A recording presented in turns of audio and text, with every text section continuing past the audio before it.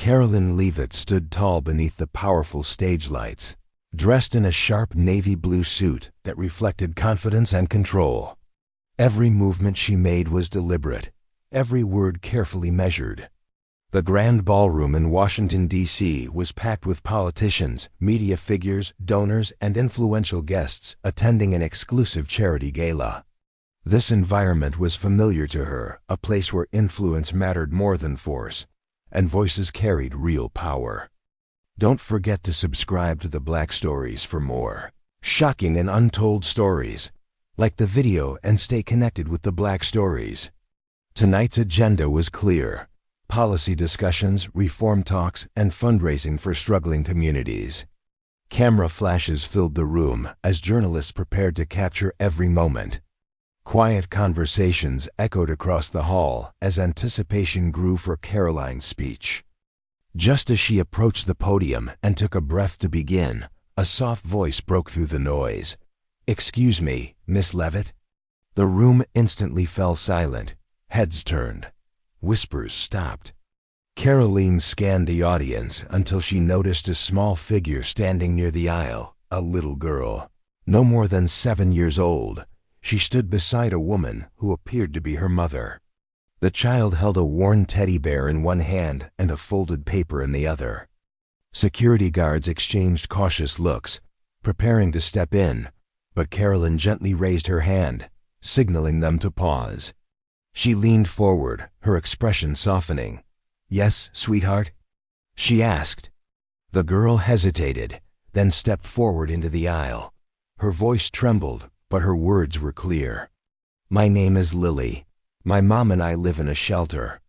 I wrote something for you." Karoline paused only briefly before stepping down from the stage, her heels echoing against the marble floor.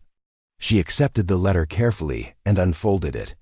The entire room watched in stunned silence as her eyes moved across the page. Her posture changed. This wasn't a simple note, it was a plea.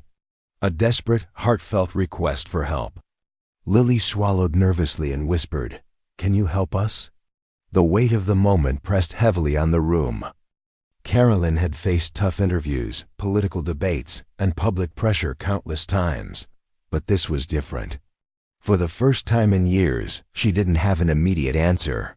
Hundreds of eyes stayed fixed on her. "May I read it out loud?" Karoline asked gently. Lily nodded. Karoline unfolded the paper again, revealing shaky handwriting. "Dear Miss Leavitt, my name is Lily. I am 7 years old. My mommy and I don't have a home. We stay in a shelter, and sometimes it's scary. Mommy works very hard, but it's still difficult. She says people like you make big decisions. Can you help kids like me?" The words hit harder than any statistic ever could. Karoline knelt down until she was eye level with Lily. "Thank you for being brave," she said softly. A quiet murmur spread across the crowd. Journalists began scribbling furiously. Cameras lifted higher. An event organizer stepped forward nervously. "Miss Leavitt, perhaps we should continue the program." Karoline didn't look away from Lily. She stood and turned to face the audience, holding the letter tightly. "This evening was meant to raise money for struggling communities," she said, her voice steady. "But how often do we dress well, applaud speeches, and then go home while families like Lily's are still suffering?" The room grew uncomfortable. We donate, we network, we feel accomplished. But are we actually listening? Silence. Karoline turned back to Lily. "You asked if I can help. I promise you I will." Applause began slowly, then erupted into a standing ovation. But Karoline wasn't finished. She turned to the host. "How much has been raised tonight?" "Approximately $750,000, he replied. "And how much of that will directly help families like Lily's?" she asked. No one answered. "Here's what we're going to do," Karoline continued. "I will personally match every dollar raised tonight and ensure it goes directly toward housing and support for families in need." Gasps filled the room. A man stood up. "I'll match that." Another followed, then another. Within minutes, the gala transformed into something far bigger than a fundraiser. It became a movement. Karoline knelt beside Lily again. "This is real," she said softly. Later that evening, plans were already in motion.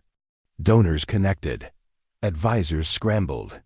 Journalists broadcast the moment nationwide. By morning, headlines exploded. Some praised her. Others criticized her. But Karoline didn't flinch. She kept one promise in focus. Within hours, emergency housing was arranged.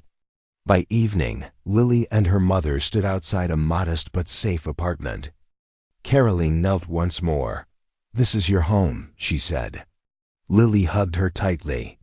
As cameras flashed, Karoline knew this wasn't about publicity or politics. It was about action. And it was only the beginning. Don't forget to subscribe to the Black Stories for more shocking and untold stories. Like the video and stay connected with the Black Stories.